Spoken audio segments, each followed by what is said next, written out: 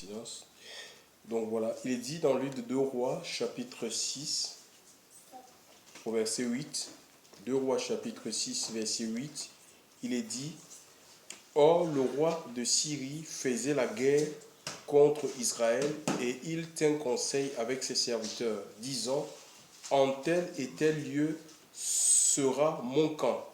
Et l'homme de Dieu envoya au roi d'Israël, garde-toi. Et l'homme de Dieu envoya au roi d'Israël, disant: Garde-toi de passer par ce lieu-là, car les Syriens y sont descendus. Et le roi d'Israël envoya au lieu au sujet duquel l'homme de Dieu lui avait parlé et l'avait averti, et il fut gardé. Cela eut lieu non pas une fois ni 2 fois, et le cœur du roi de Syrie fut agité à cause de cela, et il appela ses serviteurs et leur dit: Ne me déclarez-vous pas qui d'entre nous est pour le roi d'Israël? Et l'un de ses serviteurs lui dit: Personne, ô roi, mon seigneur, mais Élisée, le prophète qui est en Israël, déclare au roi d'Israël les paroles que tu dis dans ta chambre à coucher. Donc voilà. Je reprends ici. Donc je reprends le verset 11. Et le cœur du roi de Syrie fut agité à cause de cela. Et il appela ses serviteurs et leur dit: Ne me déclarez-vous pas qui d'entre nous est pour le roi d'Israël? Et l'un de ses serviteurs lui dit: Personne au roi, mon seigneur, mais Élisée, le prophète qui est en Israël, déclare au roi d'Israël les paroles que tu dis dans ta chambre à coucher. Voilà. Ici, dans ce passage, l'Écriture nous parle d'un conflit armé. Alléluia. Un conflit armé qui opposait, n'est-ce pas, deux nations, la nation d'Israël et la nation syrienne. Et vous savez, aujourd'hui, la guerre, parce qu'Israël était continuellement en guerre parce qu'il fallait qu'il protège son territoire face aux envahisseurs. Et aujourd'hui, la guerre que nous avons à mener, ce n'est pas contre les États, ce n'est pas contre les armées séculières, chers frères et sœurs, dans le Seigneur, mais nous luttons contre un autre royaume, un royaume invisible, c'est-à-dire le royaume des ténèbres, le royaume de Satan, chers frères et sœurs, dans le Seigneur. Et l'apôtre Paul va dire à Timothée, chers frères et sœurs, il va dire à Timothée, dans le livre de 2 Timothée, chapitre 2, verset 3, je ne sais pas si quelqu'un peut lire. 2 Timothée, chapitre 2, verset 3 à haute voix.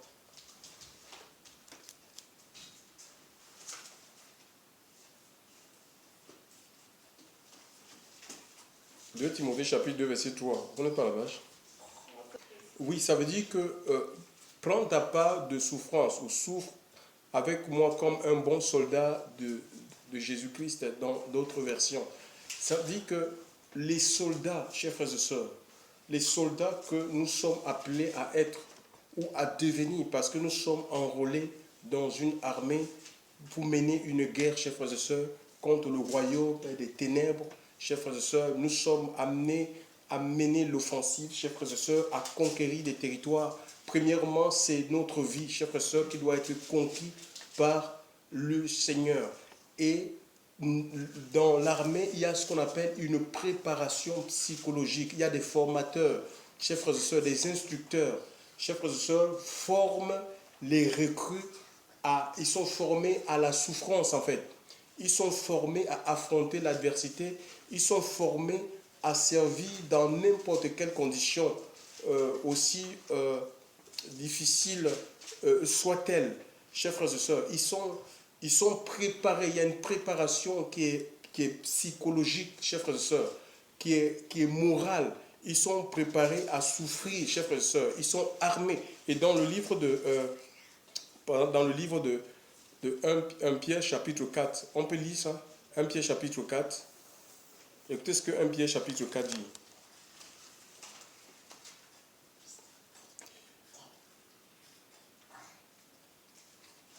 1 Pierre chapitre 4. C'est bon?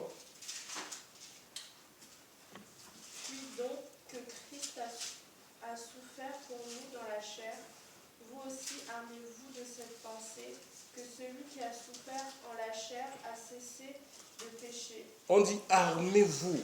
Donc ça veut dire qu'il y a des souffrances, chers frères et sœurs, qui sont inévitables quand nous nous engageons dans la voie de Dieu, chers frères et sœurs.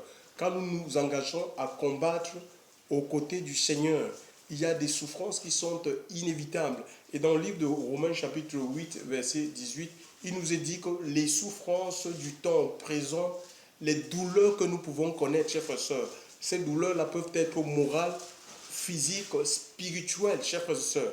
Alléluia. Ce n'est pas évident, même le fait que nous soyons confinés aujourd'hui, ça génère une forme de souffrance parce que nous n'avons pas cette habitude-là, chers frères et sœurs. Mais tout ce que Dieu fait est bon. Il est dit dans Romains chapitre 8, verset 18, que, on peut lire ça, quelqu'un lit ça s'il vous plaît. Romains chapitre 8, verset 18. Proportion entre les souffrances du temps présent et la gloire à venir. Il dit qu'il n'y a pas de proportion entre les souffrances du temps présent et la gloire. Il n'y a pas de comparaison, chers frères et sœurs. Chers frères et sœurs, entre les souffrances du temps présent, les souffrances auxquelles nous pouvons être confrontés, chers frères et sœurs, avec ce que Dieu veut faire dans l'avenir.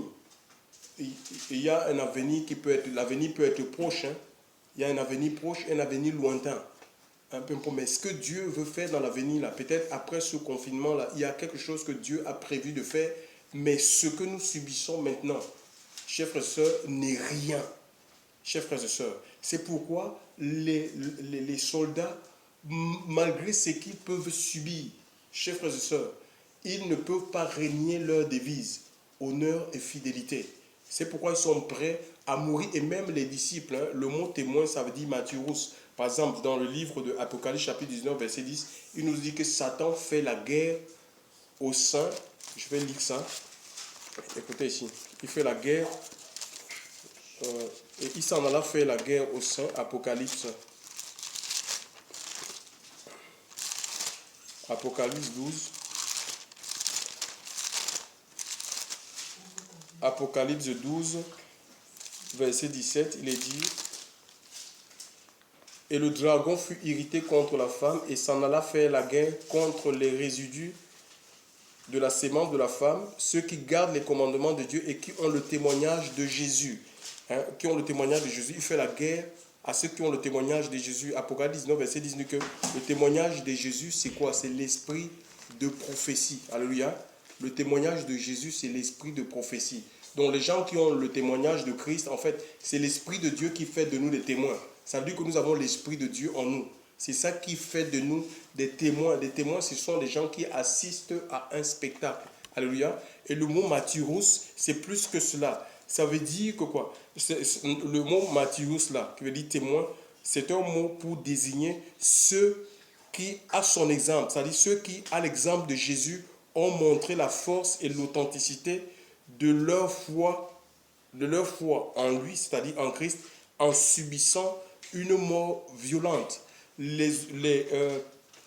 apôtres, face à la mort, ils n'ont pas régné le Seigneur face à la souffrance. Mais regardez aujourd'hui, beaucoup de chrétiens, ils ne veulent pas souffrir. Et beaucoup d'hommes de Dieu, ils ne veulent pas souffrir. L'apôtre Paul va dire, mais à quelle souffrance n'ai-je pas été exposé? Dans le livre de 2 Timothée 3, verset 11. Et que le Seigneur m'a délivré de toutes, chers frères et sœurs. À quelle souffrance n'ai-je pas été exposé? Il dit, le Seigneur m'a délivré de toutes. On ne parle pas. Si on cache le côté souffrance, chers frères et sœurs, à l'église, on aura une église impuissante. Une église faible, une église qui va fuir devant les ennemis, chers frères et sœurs. Une église qui va abdiquer, chers frères et sœurs. Hein, qui va se rendre, qui deviendra otage du péché, otage de Satan, qui va se compromettre, chers frères et sœurs, qui va aller dans la direction du monde, parce qu'elle veut sauver sa vie, chers frères et sœurs. Donc c'est une préparation, et ça c'est la mission des conducteurs du Seigneur, de ne pas seulement présenter les bénédictions aux gens, mais de dire que ces bénédictions-là sont liées à la persécution ces bénédictions sont liées à la souffrance, chers frères et sœurs. Alléluia. On peut connaître la nullité, l'histoire vraiment des temps tellement difficiles, la fin. L'apôtre Paul, et beaucoup, comme ils ne veulent pas, ils sont prêts à devenir des bandits, chers frères et sœurs. Ils sont prêts à prendre l'évangile et à commencer à faire du commerce. Ils sont prêts à inventer des fausses prophéties, chers frères et sœurs, parce qu'ils veulent de l'argent, ils veulent la facilité. C'est pourquoi l'évangile que nous prêchons aujourd'hui, l'évangile qui est prêché aujourd'hui est dénué de la puissance de Dieu, chers frères et sœurs. Alléluia. Oui, la gloire de Dieu, la puissance de Dieu est liée à la souffrance, chers frères et sœurs. C'est les souffrances que le Seigneur nous impose quand nous marchons. Nous le suivons, chers frères et sœurs. Alors, nous voyons même, nous avons l'exemple de Jésus-Christ. Alléluia. Et que nous devons de nous armer de cette pensée-là, la pensée de souffrir pour l'amour du Seigneur. On a vu la vie des apôtres, chers frères et sœurs, ils étaient battus, ils étaient flagellés, chers frères et sœurs, emprisonnés. Mais il y a un secret, alléluia. Ils n'ont jamais, on ne voit pas ces gens en train de régner le Seigneur. Même en prison, l'apôtre Paul est en train de louer. Ils louent Dieu, chers frères et sœurs, alléluia, parce qu'ils savent qu'ils ont un mandat, ils sont sur la terre pour accomplir le but de Dieu pour leur vie, chers frères et sœurs. Ça ne sert à rien de vivre sans but. Il y a un but. Et quand le but est atteint, on peut mourir. Jésus sur la croix, qu'est-ce qu'il a dit? Il a dit, quand il a rendu l'esprit en disant, tout est accompli. Quand on lui a fait boire le vinaigre, il a rendu l'esprit. Mais avant de rendre l'esprit, il a dit, tout est accompli. C'est-à-dire que le but pour lequel il était venu sur la terre, c'est-à-dire donner sa vie sur la croix, était accompli. Donc, pour lui, il n'y avait plus nécessité de vivre. Il y a des gens, ça ne sert à rien de vivre 70 ans. On est chrétien 70 ans et ne pas vivre le dessein de Dieu. Ce qui est important, c'est de vivre le dessein de Dieu. C'est pourquoi le Seigneur, en espace de 3 ans, mes frères, il a évangélisé, il a prêché le royaume des cieux comme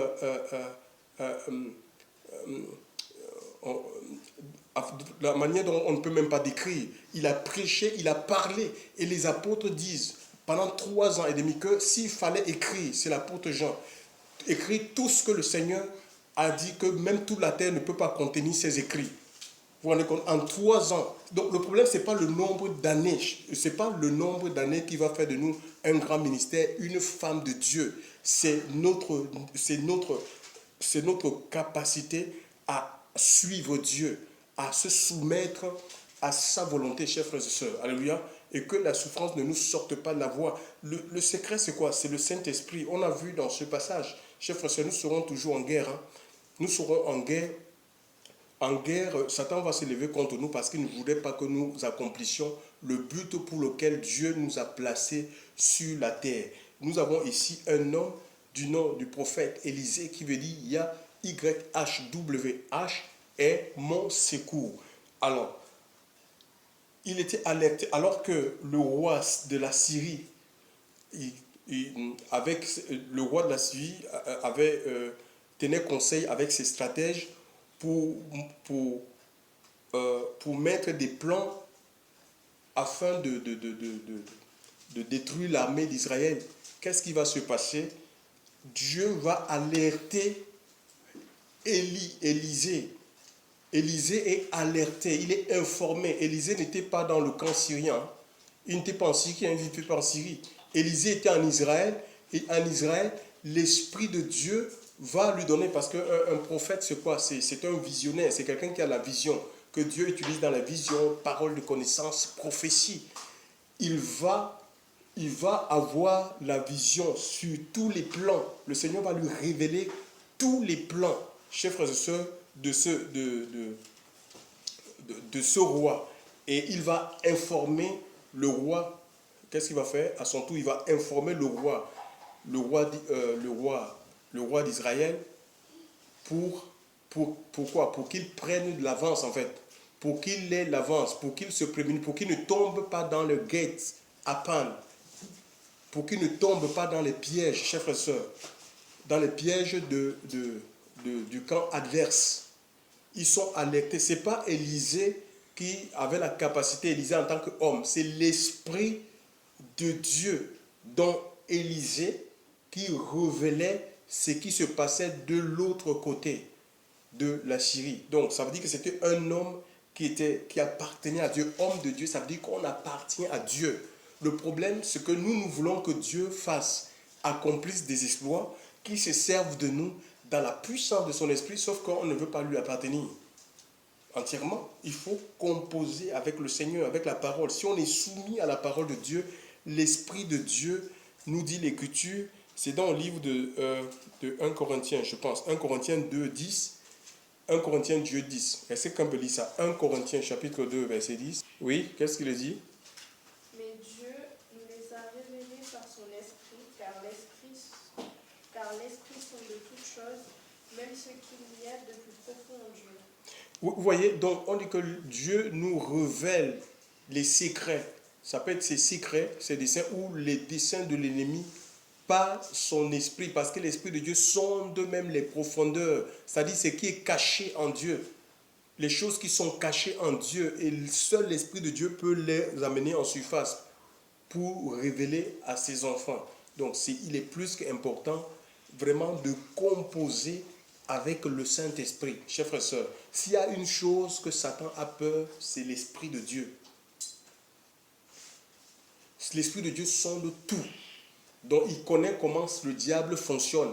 Et celui seul qui a même, comme il a aidé ce roi, à travers le roi d'Israël, à travers Élisée, son serviteur, tous les plans de l'ennemi. Et ce n'était pas une fois, deux fois. Hein? Ce n'était pas deux fois. Et le cœur, ce n'était ni une fois, ni deux fois. Donc c'était à plusieurs reprises. Quand ce plan, les Syriens montaient des plans pour essayer de renverser le royaume d'Israël, Élisée était alerté et il renseignait le roi. Donc, alors Israël, ici, Israël, ça veut dire, normalement, Israël, c'est le type de l'église en fait. Parce que le Seigneur Israël, ça veut dire celui qui prévaut en fait. Celui qui prévaut, c'est lui qui a l'avantage en fait. Celui qui a l'avantage. Donc le Seigneur, nous avons ce privilège-là. Nous sommes appelés à avoir l'avantage sur nos ennemis, l'avantage sur les difficultés de la vie. On ne peut pas être pris au dépourvu face aux difficultés, chers frères et sœurs. Hein? Non, chers frères et sœurs. Pour le monde, oui, mais nous, on a l'Esprit de Dieu. D'accord? On a l'avantage. On a l'avantage. Et même, ça veut dire, Israël aussi, ça veut dire, c'est celui qui est omnipotent, ça veut dire tout puissant en fait. Il y a des puissants, mais tu es tout puissant. Le péché, c'est une puissance. Et le Seigneur ne peut pas nous éprouver au-delà de nos forces. Le séjour des morts ne prévaudra point. Le péché ne peut pas prévaloir sur la vie d'un enfant de Dieu. Même si c'est une faiblesse, la Bible dit que tu te soumets à Dieu. Parce que Satan va venir, c'est sur ton côté faible en fait. Hein. Satan ne viendra pas t'attaquer là où tu es fort. Parce qu'il sait que tu vas finalement le renverser. Si tu n'as pas les problèmes d'alcool, ce n'est pas la bouteille d'alcool qui va... Il sait que tu ne vas même pas regarder ça, tu vas casser. S'il te présente une bouteille d'alcool, que tu n'as pas un problème d'alcoolisme, il sait que tu vas prendre la bouteille là, tu vas la casser. Mais si tu as les problèmes d'alcool, il va présenter une bouteille d'alcool devant toi, il sait que ton cœur va se mettre à tanguer. C'est à toi d'éviter dans des endroits où il y a...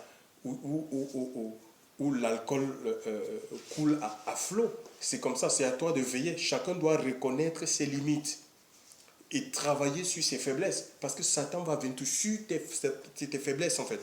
C'est tes faiblesses qui va frapper. Si tu es quelqu'un qui aime les fêtes, il sait que par les fêtes, il peut te détourner de la voie de Dieu. Il va t'envoyer même des amis qui vont t'attirer. Viens, on va présenter, on organise un truc comme ça, c'est pas grave, tu vas pas. C'est comme ça en fait, c'est comme ça que Satan opère. C'est quoi? Il nous faut rester en Dieu, chers frères et sœurs, pour être sensible. Il y a même des camarades, des mauvaises compagnies. Il va t'envoyer des personnes que tu crois être des chrétiens, mais ce n'est pas des chrétiens, chers frères et sœurs. C'est des gens qui sont envoyés tout simplement pour influencer ta vie, pour te diminuer spirituellement. C'est la même chose. Beaucoup d'hommes de Dieu que vous voyez qui sont tombés là, c'est des problèmes d'argent, la cupidité, ils n'ont pas veillé, ils sont tombés, tchougoubou, dans la cupidité. Satan a envoyé des émissaires, des francs-maçons dans les assemblées avec les mallettes d'argent.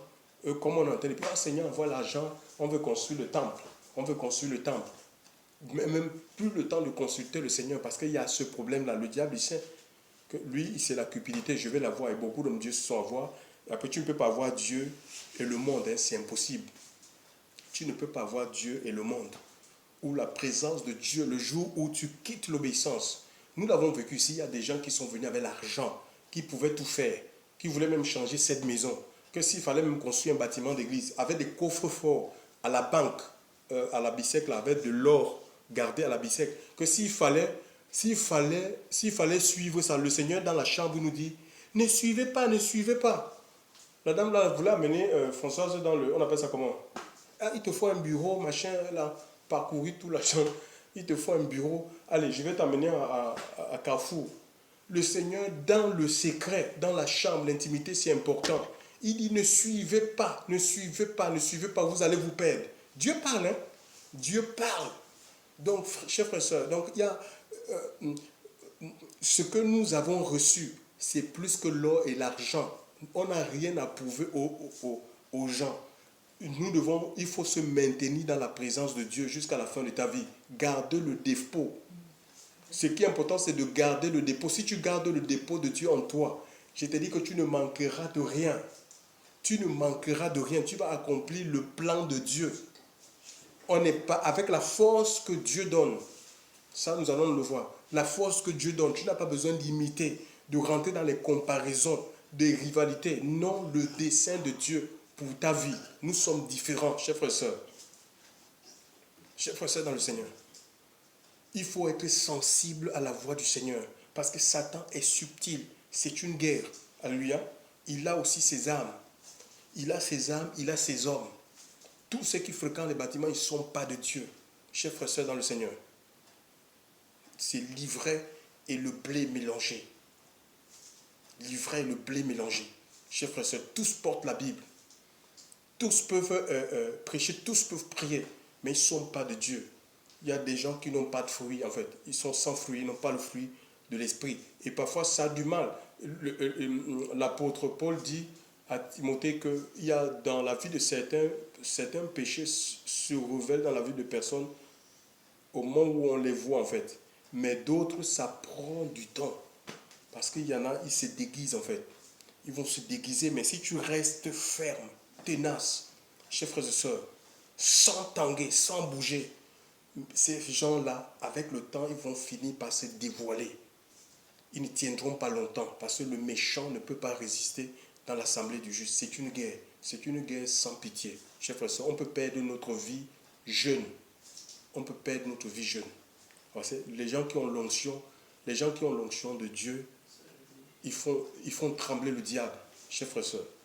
Les gens qui prêchent avec l'onction, ils font trembler Satan. Satan poursuit ces personnes, ceux qui ont le témoignage de Christ en eux, ceux qui obéissent au commandement. Ce n'est pas les religieux. Les religieux lui appartiennent, ils lui appartiennent déjà. Donc nous sommes dans une guerre. Nous voyons la victoire, nous l'avons si nous sommes soumis à l'Esprit de Dieu. L'Esprit qui habitait le prophète Élisée habite. On n'a pas besoin d'avoir son prophète parce que c'est un concept aujourd'hui. Je vais une heure avec mon prophète. Non, l'Esprit de Dieu est répandu sur tous les chrétiens, sur tous les enfants. C'est une promesse du Seigneur aux croyants. Hein? Vous recevrez une puissance, le Saint-Esprit survenant sur vous. Ils étaient 120 dans la chambre haute le jour de la Pentecôte. Tous ont été effusés par l'Esprit de Dieu, chers frères et sœurs. Et le témoignage est donné. C'est une énergie en fait. C'est une énergie. Énergie, mot puissance. C'est énergie en grec. L'énergie, ça te permet, ça fait que, nos appareils là, que ce soit l'imprimante, la télévision, c'est parce que ces télévisions-là reçoivent une énergie. Ça permet de fonctionner en fait. Nous avons besoin de la puissance de Dieu pour servir dans le royaume des cieux, chers frères et sœurs. Pour servir Dieu, pour célébrer Dieu, pour adorer le Seigneur, pour prêcher. Nous avons besoin de la puissance d'en haut. Et il y a Pierre qui avait régné à 3 reprises le Seigneur. Il a été comme débarrassé de la honte. Chers frères et sœurs, il s'est présenté, c'est ça un témoin. Il s'est présenté et il a pu prêcher. Et il y a 3000 personnes qui se sont détournées de l'idolâtrie, qui se sont détournées de la religion juive, chers frères et sœurs. alléluia, qui se sont détournés des coutumes et des traditions pour suivre Jésus, pour marcher Jésus, pour communier avec lui. Donc 3000 nouveaux baptisés de l'Esprit Saint, chers frères et sœurs. Il y a eu 3000 nouvelles naissances le jour de la Pentecôte. Donc ce qui nous permettra de tenir, chers frères et sœurs, alléluia, ce qui nous permettra de tenir, c'est quoi? C'est l'Esprit de Dieu, que nous fassions corps avec le Saint-Esprit. Hein?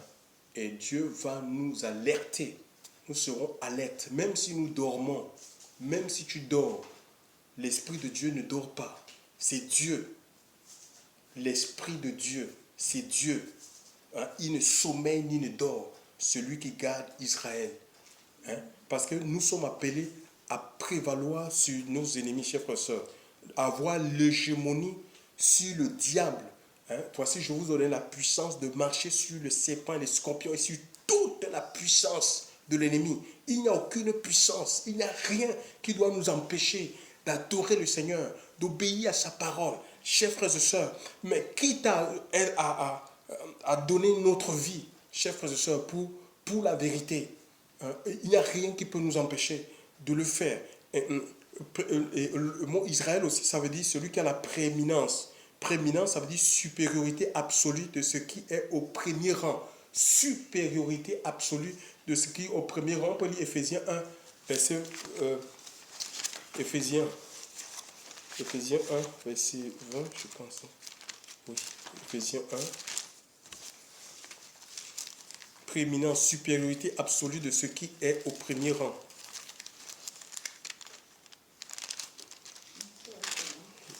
Je tourne la page.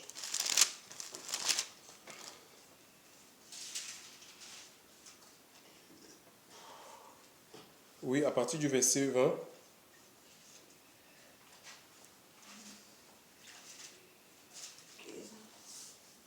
Qu'il a déployé avec efficacité en Mashiach quand il a ressuscité les morts et qu'il a fait asseoir à sa droite dans les lieux célestes au-dessus de toute principauté et autorité et puissance et seigneurie et au-dessus de tout nom qui se nomme non seulement dans l'âge présent mais aussi dans celui qui est à venir. Et il a assujetti toutes choses sous ses pieds, et il l'a donné pour tête au-dessus de toutes choses à l'Église, qui est son corps, et la plénitude de celui qui remplit tout en tous. Donc on voit que le Seigneur, il a la prééminence sur tout. Alléluia. Et il est le corps dont nous sommes membres, chers frères et sœurs. Donc si le corps a la suprématie ou la supériorité, la prééminence sur tout, ben c'est le corps, tous les membres bénéficient de cette prééminence, de cette supériorité, chers frères et sœurs, dans le Seigneur. Alléluia. Et voilà, donc il faut que nous soyons tout simplement rattachés à lui et l'Esprit de Dieu en nous va opérer. C'est l'Esprit de Dieu en toi qui va opérer si, c'est la condition, si tu es attaché véritablement, corps, âme, esprit, au Seigneur, à la tête. Alléluia. À la tête. Donc la tête qui va te diriger, qui va te conduire, qui va te dire non, là, stop. Là, n'avance pas. Là, attends. Chers frères et sœurs, chers frères et sœurs dans le Seigneur, c'est ça, c'est la conduite.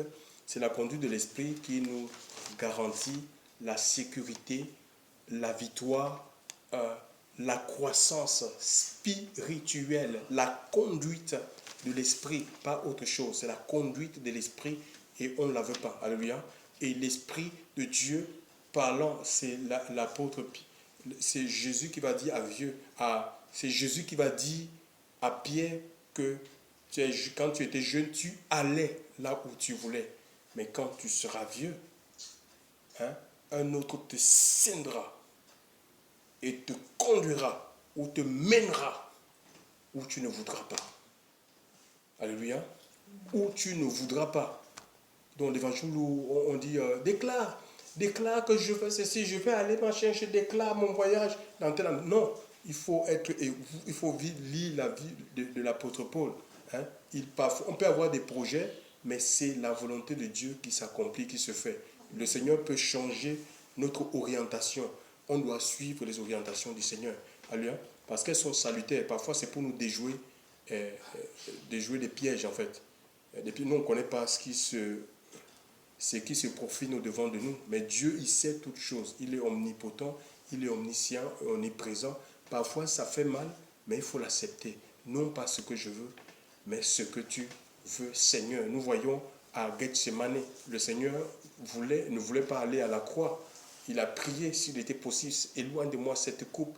Et toutefois, pas ce que je veux, mais ce que tu veux. Le Seigneur, l'ange est venu, il a fortifié. La coupe n'a pas été éloignée à lui, hein? Mais l'ange est venu, il a fortifié pour qu'il aille. Donc Dieu nous fortifie, chers frères et sœurs, pour affronter les défis, pour relever les défis. Il est allé et nous voyons qu'il a remporté la victoire. C'est ça qui lui a valu le nom qui est au-dessus de tout nom. Son nom aujourd'hui, il y a plus de 20 ans qu'il est parti, mais son nom c'est le nom qui est le plus connu, qui est le plus prêché dans les nations. C'est le nom qui continue à guérir, à sauver, à libérer. Mais il a fallu la croix. Chers frères et sœurs, il n'y a pas de gloire sans souffrance. Il n'y a pas d'élévation sans souffrance. C'est impossible, chers frères et sœurs. Il n'y a pas de présence de Dieu dans notre vie sans le brisement, chers frères et sœurs. Alléluia, sans le brisement. Et le Seigneur nous forme. Nous devons accepter la souffrance, nous armer même de la pensée de souffrir. On souffrira le rejet, on souffrira le mépris, on souffrira les injustices, chers frères, on souffrira la discrimination, on souffrira le racisme, on nous mettra même de côté, chers frères, on souffrira même le manque de reconnaissance, chers frères, on souffrira, armons-nous de la pensée de souffrir. Ainsi, nous allons être des instruments, chers frères, des instruments utiles pour le Seigneur, pour l'avancement de son règne. On va prier le Seigneur, alléluia. On va prier le Seigneur qu'on ne fuit pas la souffrance, parce s'il y a des situations, on fuit, on se dérobe, on ne va pas grandir, on sera des nains, chers frères et sœurs, alléluia. On sera des